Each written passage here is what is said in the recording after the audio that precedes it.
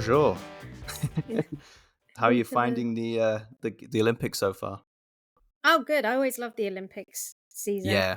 It's the Always look one forward to it. time we can all pretend we know what we're talking about when it comes to obscure sports. Yeah, dressage. Yeah, Uh, gymnastics. yeah. Oh yeah, that was a good routine. Mm. Apparently, I sounded like an old lady yesterday. I was watching a routine, and I went, "Oh my!" Must have been a good one. Well, there was just it was oh, what was it? The the double bar, Mm. and it was just the way that they did this spin and then landed. And yeah, it well deserved a oh my. So, What's your favorite Olympic sport? What would you say? What's the oh, most fun to watch? uh, Tough one. it is because some of I remember the last Olympics, one of my favorite moments was the pole vaulting. And Mm. two guys, I can't remember what countries they were from, kept going and kept going and kept going. It got to the point where they both said, "Should we just both accept gold?" It went, Yeah. I'm pretty sure it went viral. Yeah, it did. Yeah, But I remember that. it was incredible to watch live, and I would never sit and watch pole vaulting. Exactly. Okay, so Yeah. I'm going to talk about the opening ceremony as if it's a game of two halves, shall we say? To use the football analogy. So, Okay. yeah, yeah, yeah. Um, okay, so me and Matt were messaging because I was away the night of the actual opening. So luckily, I was away at a festival, didn't have much signal to social media. So I was happy about that because Mm. I didn't want to see clips about it. And then, so Sunday, me and my partner sat down and we watched the entire thing. And I was messaging you my thoughts along the way. And you sent me one message that I didn't really read properly.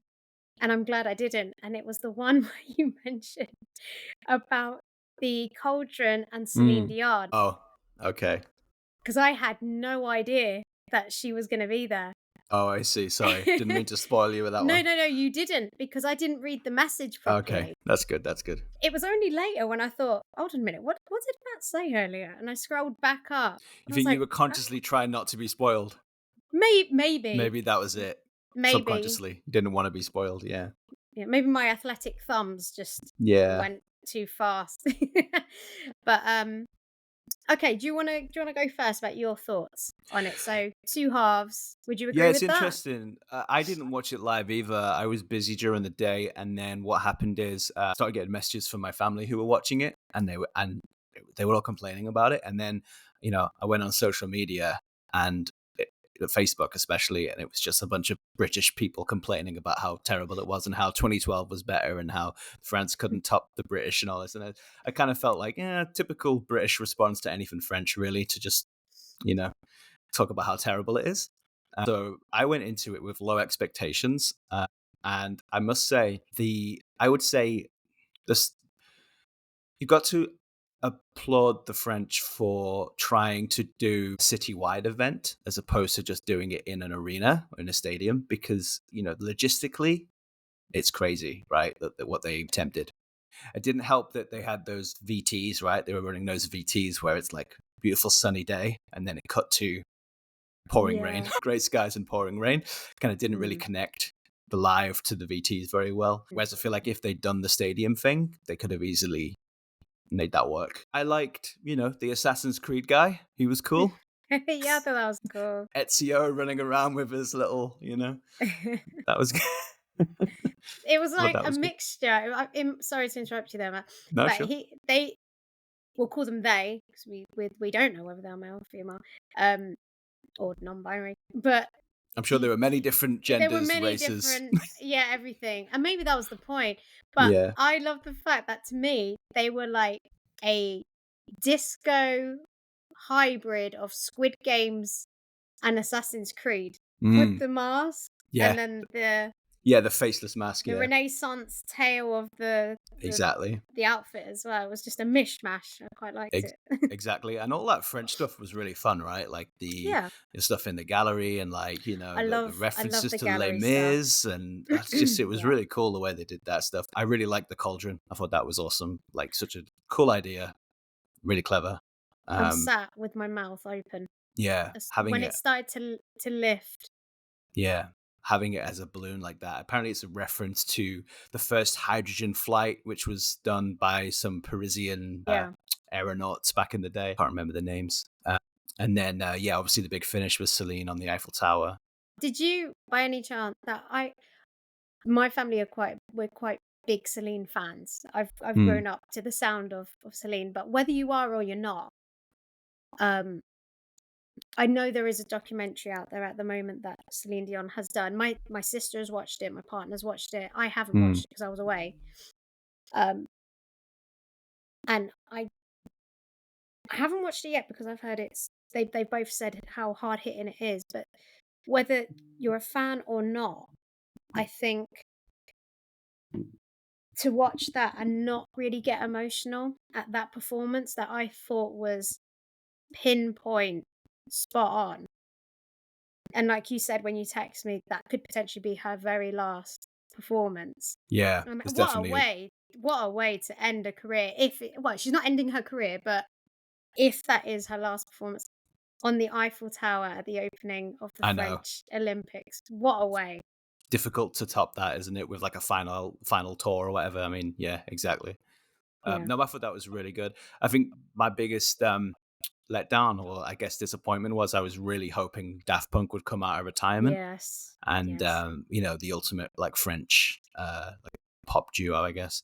But the Hmm. way you know the way they did the light show with the Eiffel Tower lit up, it was a perfect opportunity. I think if you had Yeah. Daft Punk turn up and DJ and have the Eiffel Tower doing that laser show looking like something out of Tron, that would have Hmm. been like the ultimate for me.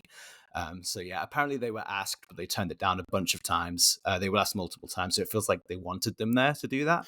Hmm. Um, but yeah. Anyway, what did you think? I Yeah. So, well, again, see this as a ceremony of two halves, whereas traditionally you would see an opening as one big performance. I would say in one stadium, one place. Mm, When they first started coming out on the boats, I thought, "Oh, this is great," and then obviously time, and it was like, "Okay, this is going to take a while."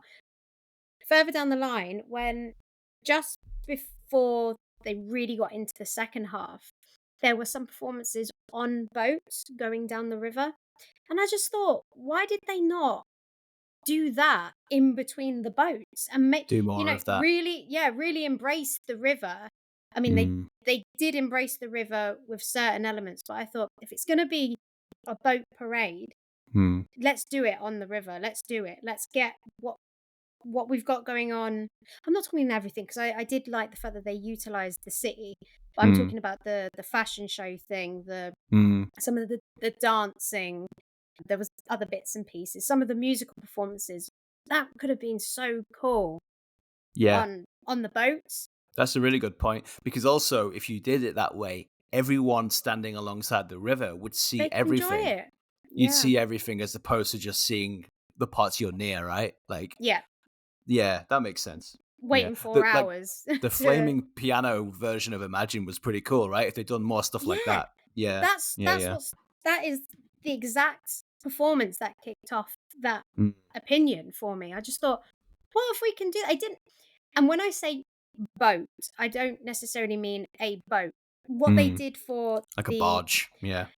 no, what they made there for the piano piece, Mm, the Imagine, it was just like a round raft. it was like a yeah, Custom if you think about the amount of money that they've spent to get people in different places, I'm sure if they would have done it with those sort of excuse me, um, custom made or even just regular boats, barges, rafts, I don't know. I thought that would have been really, really cool. that's a great Um, point. I was disappointed with the direction of the live camera work. Mm. So I'm not talking about the rain of it. That Yeah, that can't be all over the helped. lenses. Yeah, but you Yeah. can eliminate it to a degree. Obviously, you can always have a Mm. hood on your cameras, but there's only so much if the rain's coming directly at you. But there was one piece when there was the opera singer on top of one of the roofs somewhere, and the song was getting to the climax of the song. I was absolutely loving it, and suddenly we just cut to something else, and I just lost all momentum of what Mm. I've just didn't get to see the last part. I was like, "What? Why? Why would you Mm. cut that?" It's like, imagine you're watching a film and you're about to see the last 2 minutes of the film, and it just cuts to a random shot. It's like, "What? Why would you do that?" That part of the live camera work just felt a bit disjointed. I think it's just probably the logistics of trying to coordinate a production across a city like that Yeah. live. It's just, can you even imagine? Like Mm. the security considerations and everything, all of the work that has to go Well, into that. that's the reason why it It's, the opening was the way it was, because of mm, security risks, I think, yeah. this year, from what I've heard. But yeah, it sounded like a lot of work. And 20, I think it was 20,000 volunteers, 5,000 Mhm. artists. It's an insane production, really. But it was kind of sad to see, I was marveling at the production side of it, like, wow, they pulled this off. I go on social media and it's like my sisters and all these people telling me Mhm. how shite it was.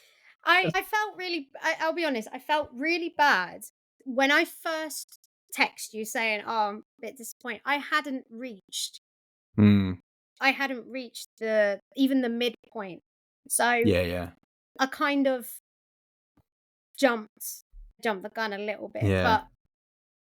but, I um, mean, I'm fine to criticize it. Plenty of people did. I didn't think it was anywhere near as bad as people were making out, but how I yeah, think one of the reasons I want to do this podcast, I'm going to say this now, is because I feel like there's so much negativity around art these days. yeah, yeah. So Mhm. much negativity around art, whether it's like the Lord of the Rings show, the new Star Wars, whatever it is, Marvel. It's just Everyone's a constantly critic. people bitching, complaining, saying how terrible it is. And I've seen some awful takes, like saying how like they can't wait for AI to be able to write stuff because they'll do a better job than humans and all this stuff. And it's like we just need a little more positivity around the arts because you'll miss it when it's gone. that's, that's Yes, that's how I feel. and I do wanna say, for the record, that the build-up was actually incredible. Mm, The final the final show, if you say mm, the last hour and a half yeah. of the opening, well, Yeah, like I from said, the horse, it really. left me gobsmacked. From when the Oh, that horse appeared. horse. Yeah, the horse was cool. Yeah. And I completely agree with you about the logistical side of trying to organize. Because how on earth you can't rehearse that? You cannot No. rehearse going from camera A to camera X, Y, and Z down the other end of the river. Like you said, 6 kilometers away. It's like, Yeah.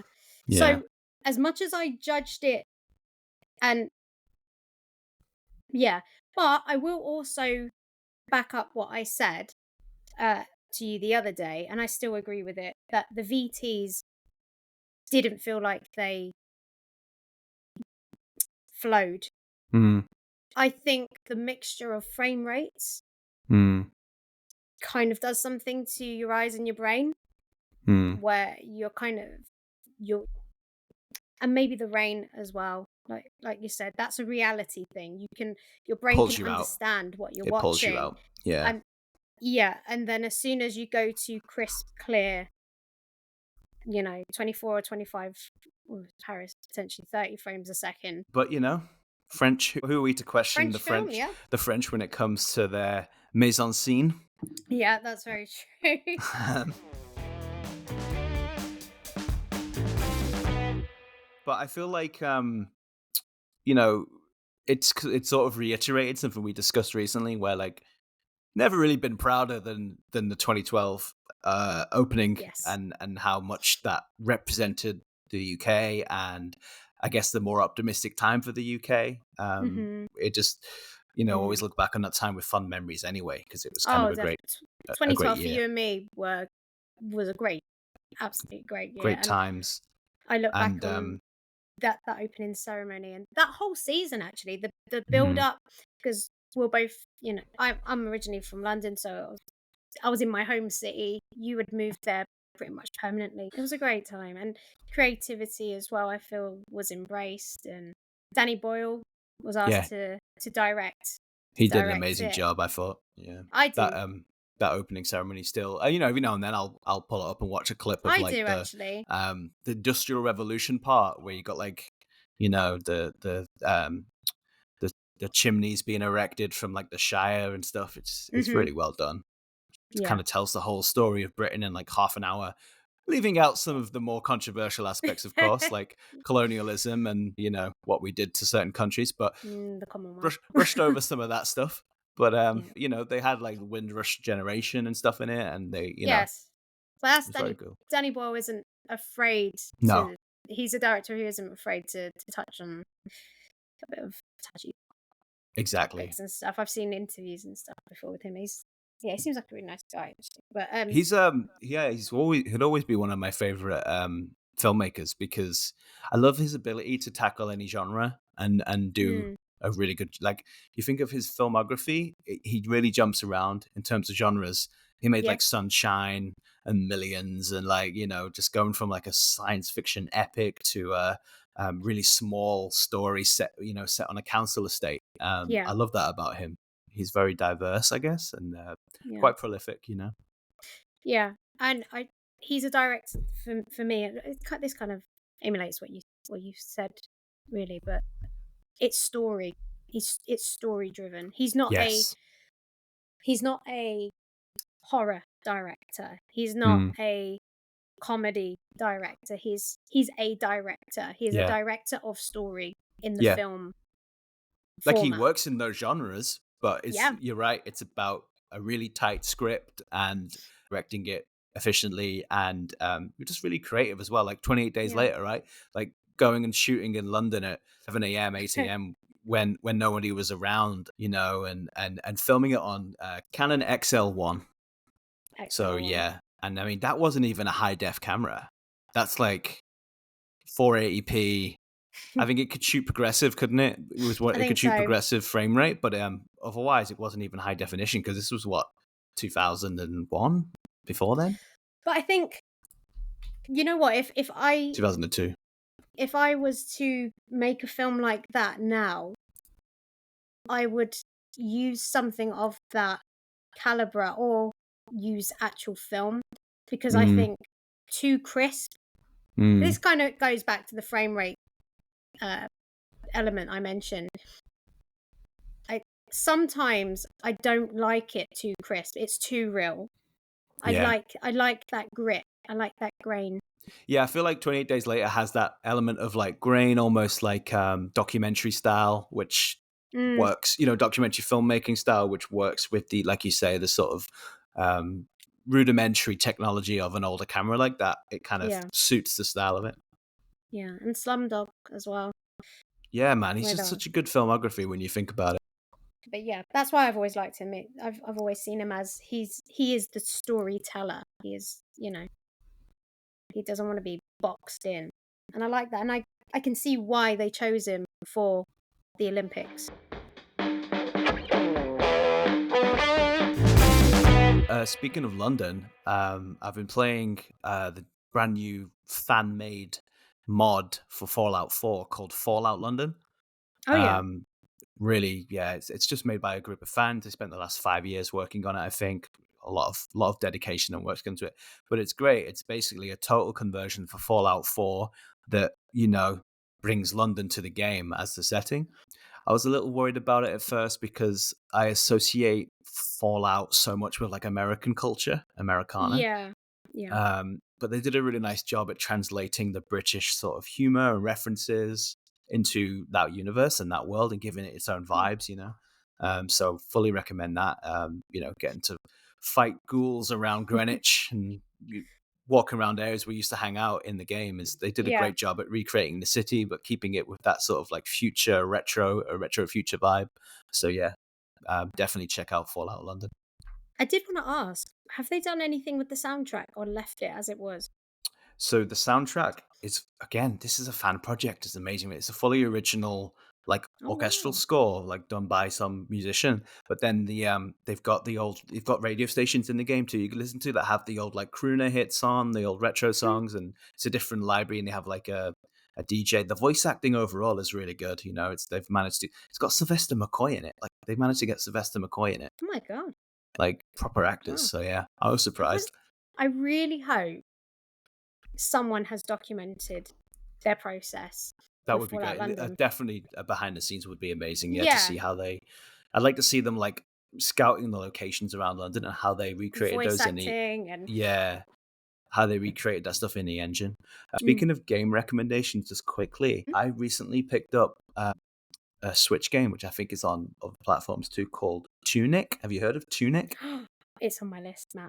Yeah, man, check Yes. it out. I've been loving it. It's like old school Zelda, brutal difficulty. It's really There's hard, but not a it's lot of instruction as far as I'm aware. You've got to that really is a figure it out, isn't I almost wonder if this is what they were going for. Like I mean, we're a bit young for this, but I think back in the day, if you got like a Super Nintendo game before the internet, Mhm. maybe you got a Super Nintendo game like from Japan, and you had a way to play it on your American Yes. Super Nintendo system. Even the instruction booklet was in Japanese, right? That's how it used. So Mhm. how the hell are you going to work out how to play this thing? And now in the game in Tunic, they have an equivalent to like a physical instruction manual that Yeah. you can read, but you have to collect the pages for it as you go through the game.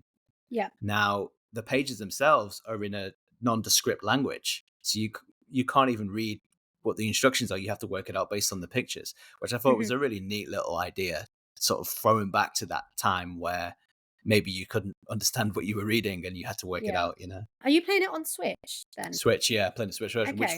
which runs great. I mean, no The problems. only thing I've heard about the difference between Switch and the other platforms is that it's the colors are a little diluted in Oh, okay, comparison to the others. But, I you wouldn't know, know. the gameplay will be the same. So Gameplay is doesn't great, plays great, and to me, it's one of the best looking games ever. Like the art it style and looks stuff yeah, is it looks just so incredible. pretty. But yeah, Yeah, no, that's on my list actually. I love an Um isometric sort of RPG, oh, sort of me too. old school Zelda style. It's my jam. So yeah, enjoying it a lot. We were thinking of just touching on a few French films as we're talking about the Olympics in Yeah, Paris.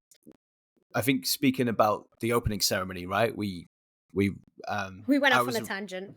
went off on a tangent because during the light show at the Eiffel Tower, they were playing the song "Supernature" by Cerrone, which was the soundtrack for one of my favorite French movies in recent years called Climax, which I don't Mhm. think you've seen, right, Chris? No, I haven't seen it yet. Yeah, so it's kind of a it's kind of very French. It's Gaspar Noé, who's kind of known for his more edgy, controversial works. Some people love him, some people hate him. Definitely a divisive filmmaker, but Mhm. it's basically like quite a French film. It's got Sophia Boutella in it. You may know her. She's been in a lot of American stuff. It's a trip. It's literally like a LSD trip of a movie. That's the best way to describe it. It's Why very not? cool. Exactly. It's very cool. Watch it, don't do it. Yeah, exactly. Or if you're gonna do it, don't do it when you're away in a remote retreat with a bunch of dancers and there's a killer on the loose. I That's mean, not a good idea. yeah, it depends how much you want to live on the edge, Matt. So But you'd like it, I think. Like the opening scene is like a 15-minute long single take choreography dance nice. number with all this campness, and yeah, you'd like it. Yeah, And then it you know, dissolves into absolute madness by the end. yeah, it sounds like the perfect Friday night film with uh, some nice food, a couple drinks, and just close the curtains and get lost in this craziness. Yeah. It's got a good ending too, hence the name Climax, I suppose. But yeah. Okay. So I wanted to mention one particular French film that I wanted to mention, and it's called 120 Beats per Minute. Which I haven't seen. Oh but I've my heard god. it's very good. There's 2 films in my entire life, this one included, that I will never watch again, even though I love them, Mm, just because they're too hard to watch. mm, For me, anyway. mm, So there's 120 Beats Per Minute mm. and Grave of the Fireflies, Okay. Studio Ghibli. Have you seen it? No, I haven't seen Grave of the Fireflies. It's probably Okay. one of the few Ghibli movies I haven't seen. Okay, so ugh, if okay, I will recommend if you wanna watch pure animation completely rip your heart apart and you not be able to sleep, do not watch it just before you go to bed like I did. Okay. Um, yeah, that's one. But yeah, Okay, 100 yeah, this looks fun. This looks good. it's This looks good. fun and Grave of the Fireflies do not mix, Matt. Okay, Just okay. ugh, yeah, but perfect movie. Perfect. 120 Beats Per Minute is all about the AIDS epidemic in Paris during I'm pretty sure it was the 90s, like late Okay. 90s. And there's a group of people that are really trying to get the education out there Mm, to the Parisian people, to widespread France, mainly in Paris because that's where the clubs are. That's where there was um, a lot of I don't want to say free love, but a lot of people were going, I believe, to France where it's a bit more liberal, yeah, sure. you know, For the culture. for the culture. And it's it's raw.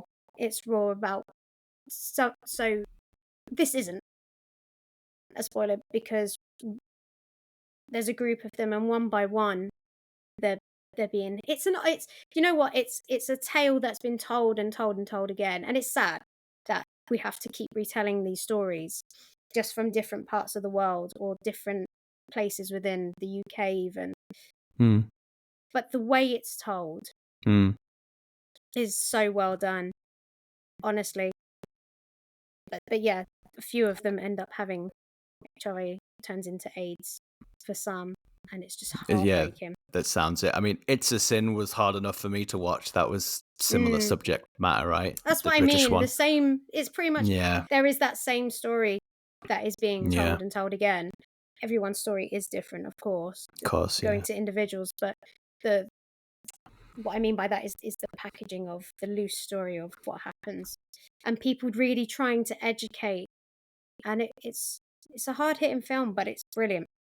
It's Okay, that's a it's good really, really good. recommendation. One French movie I'll never watch again, but again, I can acknowledge is a great movie, but very disturbing, is Irreversible, which is, I think, from early 2000s. That is by Gaspar Noé, who's the same guy who made Climax. And yeah, similar to what you were saying about those two movies, I wouldn't watch that film again because it's Mhm. quite disturbing, but a Oof. great movie. I think it was voted one of the most disturbing movies of all time, which might have been why I watched it in the first place. 'Cause I was like, That's oh, the I thing, isn't it? need to see how disturbing this is. These these films, when you hear things like that, you don't wanna watch it, but you wanna watch it through your fingers. Mm. Like, it's like Kind watching of think, gore. how disturbing can it be? Yeah, they were right. Yeah, Okay, now I won't yeah, sleep for a week. exactly. Yeah, one of those movies.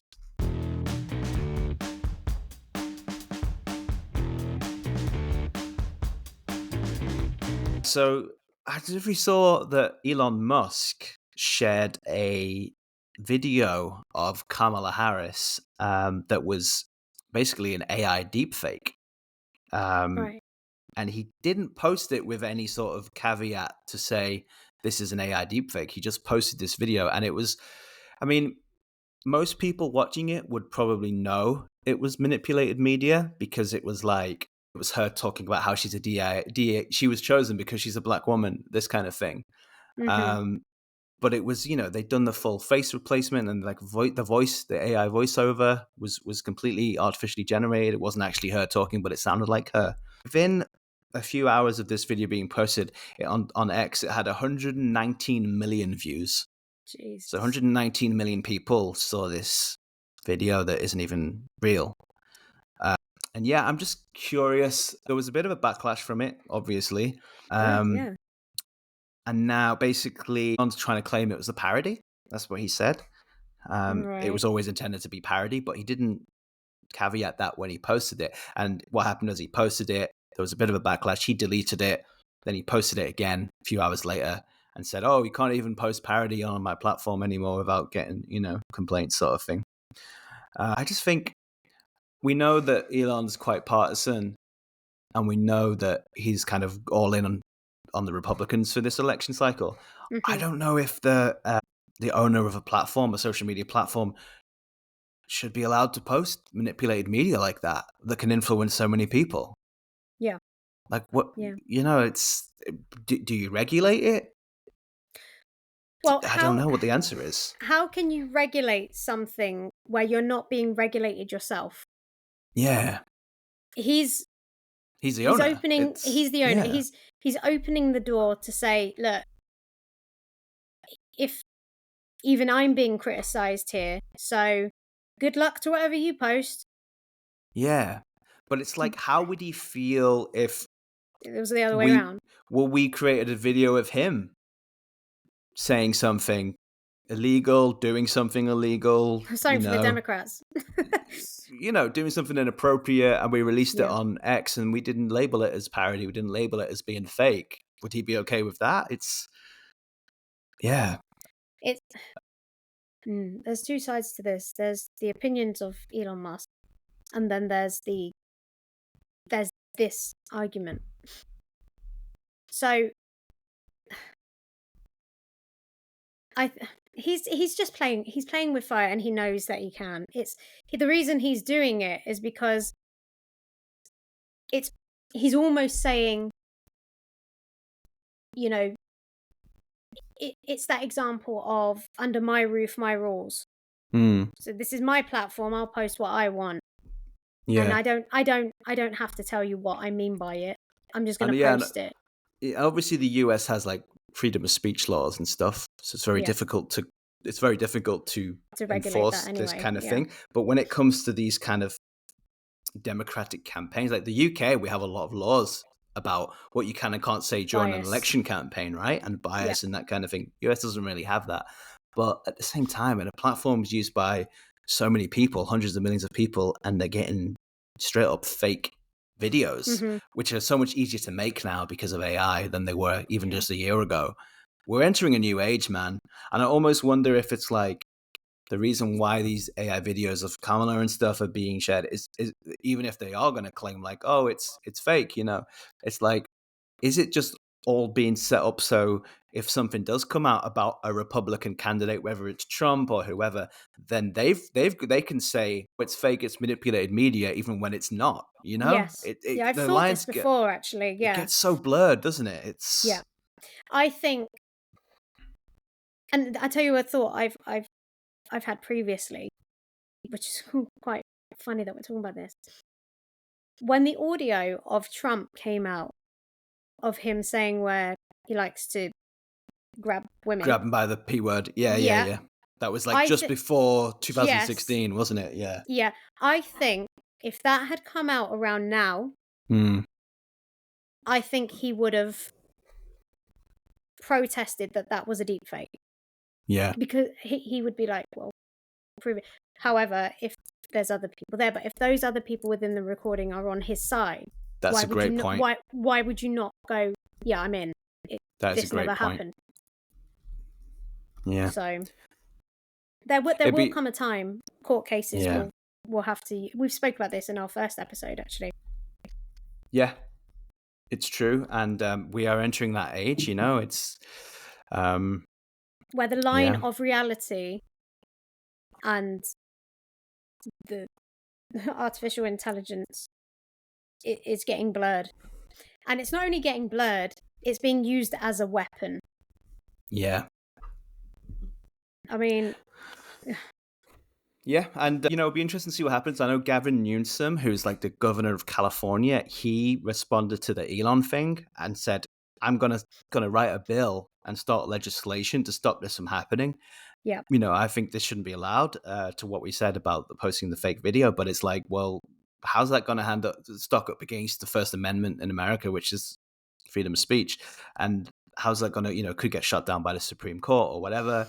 So Mm. yeah, I'd be curious to see what happens, but I just don't think you can be posting AI generated videos of your political opponents. It's a can of worms, man.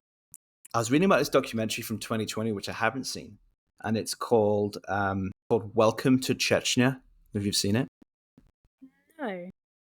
So in Chechnya, which is obviously Muslim Republic, part of Russia, Yeah.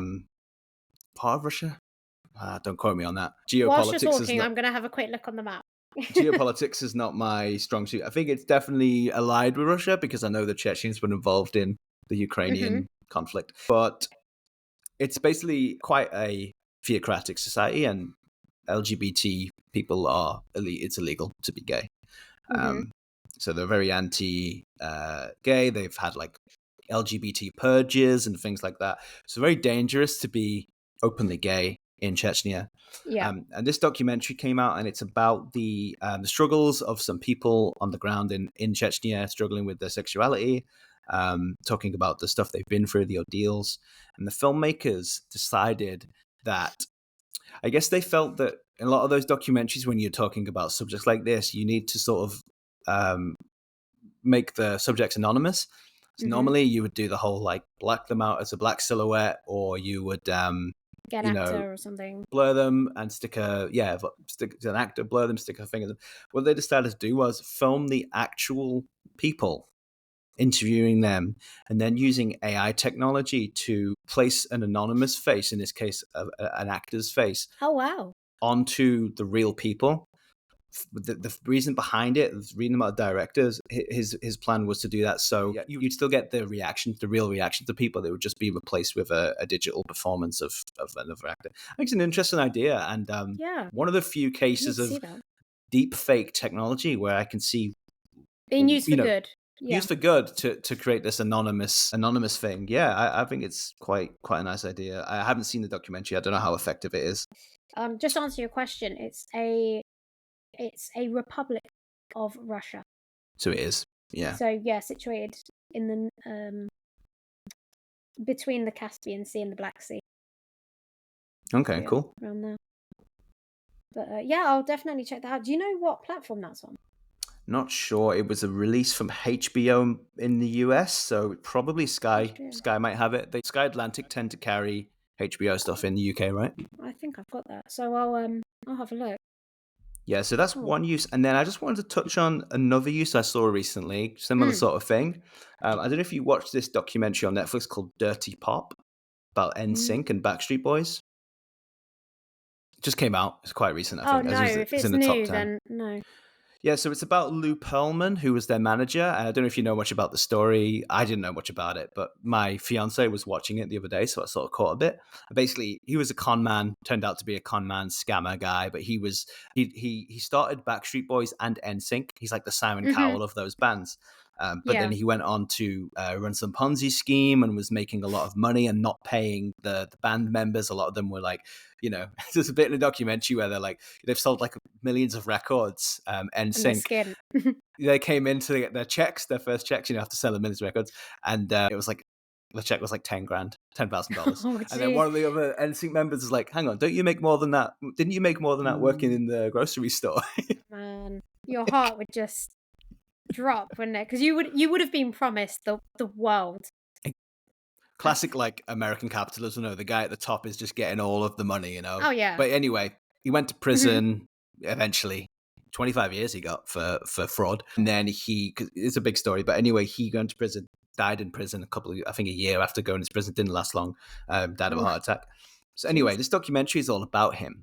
What they chose to do was, and it says it up front at the very beginning, we have digitally created the performance of this guy. And what they did is they have him. They took footage of him, but they've completely replaced his face and created his voice digitally. So it's him, the guy, and he's talking to camera. It's excerpts from a book he wrote. So instead of just having the quotes come up on the screen, they've got a digital version of him talking, quoting himself Wow. to make it. I guess the idea is it makes it more Well, morally visually. as well. Yeah. No, that they That's haven't they haven't used an AI system to put in an algorithm or a code or create a script for somebody who mentioned one sentence as an example. They are Exactly. using. Yeah, I Direct like quotes. that. Yeah, So I'm for gonna me, watch it's that. like, for me, it's interesting because, yeah, it's like, wait, that kind of, it just makes it more visually interesting from a documentary storytelling point of view, doesn't it? Than having a quote Mm. come up on the screen, and then he ends up being like the voiceover for the documentary as well. And I saw a lot of Oh, negative wow. reactions online. Very strange that they're using AI to voice it, but I can sort of see what they were thinking. Like, let's try Oh, something I different. can. Let's try That something different. I can really see that that is the sort of thing I can imagine you and me would use AI for, because we Exactly. have this entity that we can use, we can mold it. So yeah, that's a really interesting way. I don't want to say it's shocking, but it's nice to see that it's being used in the public eye quicker than I thought it would be, actually. Because you've just said two examples there, Yeah. and I don't think I've noticed a you. few more. I've Yeah, noticed I like don't. stock footage here and there in documentaries on Netflix will be AI Well, generated. we've both watched one that we initially spoke about. What Jennifer did. What Jennifer did. That's Yeah. it. I think I might have watched that on Sky. Thinking about it. Yeah. Yeah, yeah. What Jennifer did. And one of the interesting things about what Jennifer did is, again, ethical, talking about the ethical use of AI. They actually, and this is where I'm not sure if I agree with the use of AI. Hmm. They apparently felt like they wanted to make, this is according to the filmmakers, they wanted to make the killer, this girl, feel a bit more normal, relatable. So, and they didn't have many images of her looking like a normal, relatable teenager. While they were talking about how nice she was, how good she was, the voiceover was saying how great of a girl she was. They were showing pictures, images of her, Yeah. and it turns out those images were AI generated to make her feel more social, more normal. She was at a party drinking, and that stuff wasn't actually real because it didn't She have any wasn't. images of that. She wasn't. She wasn't that Yeah. kind of Well, person. if you watch the documentary, you'll understand. But yeah, you. Yeah, I don't agree with that either, because No, that is changing. the That. facts. Yeah, that's not. It's yeah. It's fiction. It's not a documentary. It's. Exactly. That's it. Yeah. You're making it up. You're trying to paint someone as someone who they Mm. weren't to make a case for how could this normal girl do this horrific act, you know? I don't know. Yeah. That was a very strange choice to me. I Um mean, I'm sure there will be other examples out there that we might not have come across yet, of the vice versa, of them using the same technique but to make somebody look worse. So, mm, do you know what? Another topic I would like to touch on at some point. Well, we kind of have, but AI generated images that have then been printed, mm. right? So they are the physical photos. Do you think someone could ever go into a court with AI generated photography that they've enhanced to look older Mm. to change the course of a case? I mean, it's It's a a good flat question. image. It's an It's a interesting question, and if it's like you said, if it's physical and it's not like digital, then it's even harder to analyze, mm, isn't it? Because you can't look at the metadata and stuff to that's what see. I mean. But Yeah, I I feel like just it. we're getting to a point though with AI, Chris, where eventually no images or video will be eligible because it can be so easily manipulated and created now. I don't know. There will have to be You like know? watermarks on everything of That's true, yeah. this image has not been generated via AI. We're going to Yeah. get to a point where it's going to be the other way around. I hope not. I hope not. It's bad. Like I know it's I'm coming, but searching for references now. You know, for when I'm doing my job and I need a reference to something real, I search for references, and honestly, 90% of the references are now AI. So I'm looking at stuff as references, trying to find real pictures in a sea of AI generated stuff, and it's like yeah. if it keeps going like this, there's going to be no real references left. It's just going to be all AI. Yeah. So I don't know. Yeah, I feel like the one like I guess optimistic thing is the younger generation, Gen Z and A, and that they tend to be quite savvy when it comes to looking at images and saying, "Oh, that's not real," because you know they know what to Mm. look for. They're so used to looking at digital media that they know when Has a something certain look though as has a well. look, still has a look, right? Yeah. And I feel like it's the older people who really struggle, like the amount of stuff you see on Facebook with the older Oh God. generations. It's Yeah. clearly AI generated, and they don't realize it. They're posting it. Have you seen this picture of like some old grandmother knitting some giant elephant out of wool? Yeah. And it's like they think it's real, but it's clearly AI, and that's the problem. It's like when those people start buying into the manipulated political stuff, it's going to start impacting elections, and it's Yeah. slippery slope. It's difficult, Matt. It's difficult.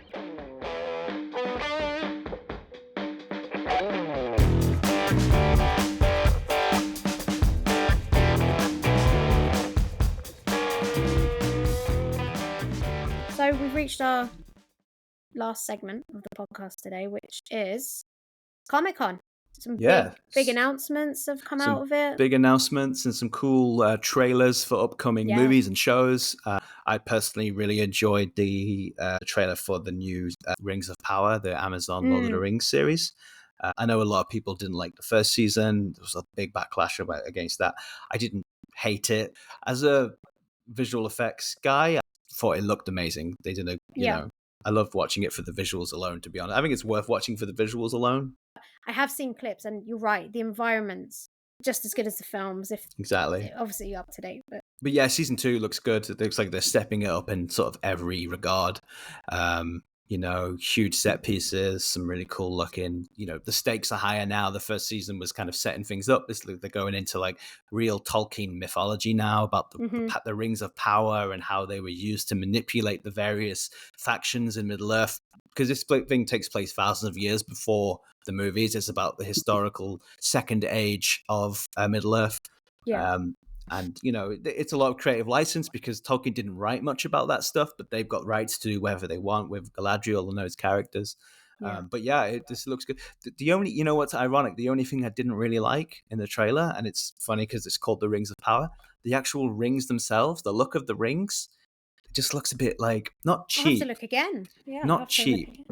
It looks, I think what I liked about Peter Jackson's movies, the jewelry and stuff, was very elegant and grounded and felt kind of like classical, understated sort of elven jewelry designs. Yeah. For this, yeah. they've kind of embraced that, like the idea of like big gemstones, and it looks very over the top, And I think that's why it puts me off a little bit with the design of rings. But otherwise, the show looks great. So in terms of other big announcements, Marvel had a huge panel on Saturday, I believe, which they announced their. You're not the biggest Marvel nerd like me, right? It's not that I don't like Marvel. I fell behind, but I have seen the announcement about Robert Downey Jr. Yeah, so that's what I want to talk about briefly. I mean, it's been a bit of a backlash about that, and I still love Marvel. It's just I just fell. It's a lot. Well, I'm just looking up now how many movies it is. It's like 30 films. It's a lot. It's like 30 movies, 30 movies to try and catch up with. So the way they do it, it's kind of like comics, right? They do these phases. So they have like phase 1, phase 2, phase 3, and each phase is like 4 or 5, sometimes 6, 7 movies. And then that helps you break the universe into phases. So basically this announcement at Comic-Con was basically announcing phase 6, which is what they're up to now. So phase 5 is coming to an end with they had Ant-Man 3, they had Guardians 3, the Marvels, Deadpool and Wolverine, which just came out. That's all part of phase 5. There's 2 more phase 5 movies coming, Captain America Brave New World and Thunderbolts, both coming out I think next year. And then they just announced phase 6, which is going to be 2026, 2027. And as you said, they're bringing back Robert Downey Jr., but they're not bringing him back in a Iron Man role or Tony Stark role. They're bringing him back as the villain of Marvel, Doctor Doom. Now, for years, people have been talking about Doctor Doom and who's going to be cast, and there was talk of Mads Mikkelsen and all these other actors. And yeah, they made a surprise announcement that not only is he coming back, he's coming back as this other character, and he's being directed by the Russo brothers, who made Avengers Endgame and Infinity War. So and they're doing a huge comic book run story called Secret Wars, which all the Marvel nerds loved, and been speculating about for years, who's going to make it. And yeah, so that's what they're going to be doing now. It's an interesting thing because I don't know how much you know about like the original plans for Phase 6. So No, no, so not yeah, this all really. changed last minute because, and Marvel's been sort of faltering a bit in terms of box office and Yeah, reviews and yeah. stuff. So this does feel like a bit like, let's get the team back together and try and get the hype again. Let's try and I bring s- it back. Yeah. yeah, so I understand that side of it. But what there was a plan which they announced a couple of Comic Cons ago and they even introduced this character of Kang the Conqueror, played Mm, by Jonathan Majors. okay. So he was in a couple of projects. He was in Loki, the TV series, Hmm. and a few other things. But what happened is um, the actor in real life got into some trouble. And maybe you saw Jonathan Majors. He was arrested on domestic abuse This charges sounds really familiar, a actually. couple of years ago, last year. And basically, the Marvel fired him. Yeah. So they'd announced him as the main villain. They'd even had him in a few projects. Then announced him as the main villain in 2 Marvel films. And then they basically just said, oh, we're going to cancel all those plans. So part of this whole Robert Downey Jr. bringing the Russos back is to sort of, you know, change a direction of where they were going. Hmm. Um, so I do yeah, remember the story. I've just had yeah. a So quick look. I do remember. Yeah. it's kind of interesting how real life impacts these things, isn't it? Like these real life circumstances led to bringing back RDJ, and yeah, I loved the announcement it was very cool. It was very well when he done. pulls that mask off, It's and it's like, such oh a my god! And even for yeah, somebody like me that I do love Marvel, I've just fallen away by the wayside with the timeline. Was still as excited to be like, oh my god! it's such a Robert Downey Jr. thing, isn't it? To just proudly stand there like this in front of the crowd cheering for you. It's It's yeah, it's the equivalent, Matt, of somebody in a soap that died 10 years ago coming back. exactly. But like he is Tony Stark, right? He loves Yeah, he is Tony he Stark. loves Yeah. the attention and what's crazy is, and this kind of blew my mind. I read today. Apparently, he's making in terms of money for coming back. He's making significant. They said he's making significantly more than 80 million dollars to come back for this film. That Wow. is No wonder he insane. looked happy on stage. That is. I mean, he must have a good agent, right? But can you imagine? Like, you think that like that last Godzilla movie that came out, Mhm. the one that just won the VFX Oscar, came out Yeah. early this year. That the And whole it was budget for that Godzilla movie was 15 million, yeah. and Yeah, it Robert was. Downey Jr. has made 4 or 5 times that just himself. I mean, how that's not even the rest of the budget of the film. It's like, and when you think that like, not to go on too much of a rant here, but No, when you it's fine. think that like the VFX industry is like studios going bankrupt left, right, and center. Yes. They say there's no cash. The economics are screwed. Well, Robert Downey Jr. is taking $18 million alone for a film. It's kind of depressing, you know. All that money Yeah. is just going to a few people, isn't it? And the rest of us are like, you know. I think we need to do an episode one day about our current positions and where we are Yeah, in the industry right now. I'd like to talk about the economics of visual Yes. effects in in big movies and how it's not sustainable for sure. I could talk about that all I day. One other thing I just wanted to mention from the Marvel panel is they sort of announced the setting and sort of title and universe for the new Fantastic Four movie, which yeah. will be the third kick at the can at a Fantastic Four movie, Wow. because they had the originals with Jessica Alba and those Yeah. guys in the 2000s. Chris Evans actually was Chris in those. Evans, yes. Yeah, before he was Captain America. And then they rebooted it around 2015, which was a bit of a flop. It was kind of Mm. wasn't part of the cinematic universe. It was over at Fox who do X-Men. And then they just announced that they're going to be doing the Fantastic Four within the Marvel universe. They announced it a few years ago, and it's going to be set in like I think it's like an alternate universe, 1960s, which is a cool idea. So Okay, I can kind of so it's see that actually. yeah, so it's Mm. like which is around when the comic books were written, right? Because they're really Yeah. old, Fantastic Four, and it's going to be like retro future Jetson style, I guess Fallout style, 60s. So yeah, Nice. but yeah, it's got the same writer and director as WandaVision, which was a really great Disney Plus show. one of Marvel's best, I think. So yeah, it's by the same writer as WandaVision. So excited to see where it goes. It's got a great cast too. Pedro Pascal has been cast in it, so he's always great, Cool. right? That's one to look forward to. Maybe third time's a charm. Who knows? Yeah, that's one thing I do like about Marvel. People bitch and moan about how it's comic book movies and they're all the same. They do try to do interesting takes, like setting it in the 1960s sort of alternate universe instead of just setting it in modern times or whatever is an interesting idea, right? It's like we're going to take a risk and try something a bit different. And I think Marvel, the MCU under Kevin Feige, they're always happy to try something a bit different. Else. One last thing I just wanted to talk about: the Alien Romulus trailer dropped. So good. I'm so excited for that. I love the Alien franchise. Me too. Yeah, me too. And I'm gonna go and try and watch it at the IMAX because as we both agree, and we've both been there quite a few times together. Watched quite a few films. It's probably our favorite. It's our favorite cinema. BFI. Is it still called the BFI? Yeah, we love the Prince Charles. It might have changed its name, the BFI, but yeah, it's a great IMAX screen. It's the one in Waterloo, isn't it? Waterloo. You can't miss it. Massive Waterloo IMAX. Circular building. Yeah, we both really have some good memories going to Waterloo IMAX. Tron Legacy. We've seen Indiana Jones. Yeah, they did the 4K re-release of... I've still got the poster in my bedroom. Yeah, my parents, Matt. 4K re-release of Raiders, right? Of Raiders of the Lost Ark. Yeah, it was for the anniversary. For the anniversary, that was cool. That was good. What else? We've seen a few. Sucker Punch. Did we watch that? Yes. Yeah, we did. Yeah. Yeah. Sucker Punch, classic Zack Snyder. I know that film has got it's been so badly rated, but it gets slated. I got a soft spot for that one.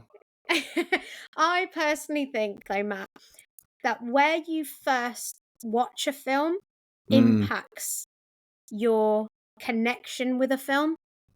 Yeah. I really do, because I don't think I would have loved. I'm a huge Tron Legacy fan. Tron Legacy fan. And I don't think I would have been as big of a fan if I hadn't had that first impression at the IMAX. Not only at the IMAX, 3D IMAX, because it was part of the story. It's the perfect 3D film, isn't it? It's the perfect 3D movie. And this was part of like our dissertations and all of that. When you use 3D or any other format as a storytelling tool, and you can pull it off. So Tron Legacy, 2D world when you're not in it. When you go into Tron, you're in the 3D world. Simple. It makes perfect sense. It seems logical. Why would you not do that? But it works. It's a cliche, but it really works. But then I watch it again on a non-3D version, and I still love the film, but I don't know if that's also... But you know what? It's just a great film. I mean, Daft Punk do the soundtrack. Well, that's it. But again, seeing that film for the first time on an IMAX screen with the sound for that amazing soundtrack. It was like being in a club at the same time as watching this incredible film. Yeah, so you've got the sound, like you said, that amazing soundtrack blasting out at you, but you've also got those incredible visuals on a huge IMAX screen. The perfect experience, really. It's the only way to see that film, I think, But I remember us coming out of the IMAX in Waterloo after we watched that, going like, "What was that?" I want to watch it again. It was like a formative film memory for me, seeing Tron Legacy on the IMAX. It really was. Like, whoa, that's what's possible when you have, the budget and the visuals and the sound. And Daft Punk to do your soundtrack. And Daft Punk. That helps.